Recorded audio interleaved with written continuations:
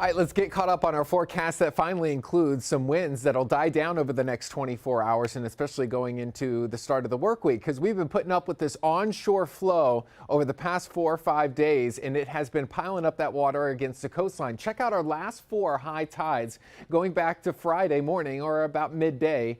It was barely reaching minor flood stage. We hit it twice, both of the high tides yesterday, but the one overnight at midnight actually reached moderate flood stage, about 2.2 feet above the normal tide. So you can think of the storm surge from this system as being a little more than 2 feet here in South Florida, caused some flooding in those spots along the coast that are a little bit low lying. Next high tide is coming up here in just a couple hours from now. I suspect it's not going to be as high as the one that we hit at midnight overnight last night, but this one still could cause some low-lying areas to flood along the coastline. We had a terrible combination of it in Key West, where you had the high tide filling up the storm drains, and then we had heavy rain on top of that, so the rainwater had nowhere to go and caused some flooding on some of the streets down there. This was not caused by the high tide. This is just the plain old rain up there in Oakland Park. Picked up 2-3 inches of rain over the last couple of days there, caused a little bit of minor flooding in some of the usual spots, but it definitely was the wind as the big story. Still have the wind advisory today till 1 o'clock along the coastline for wind gusts up to 50 miles per hour.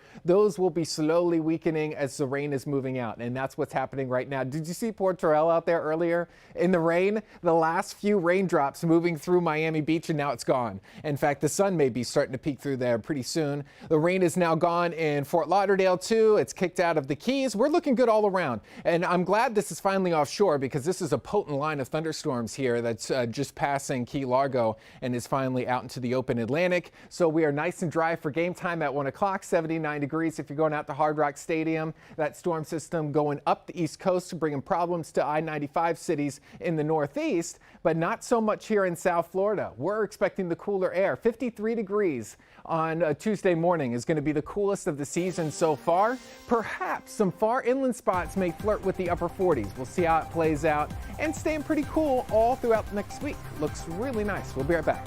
Local 10 weather with certified meteorologist Brandon Orr on the one and only Local 10 News, your weather authority.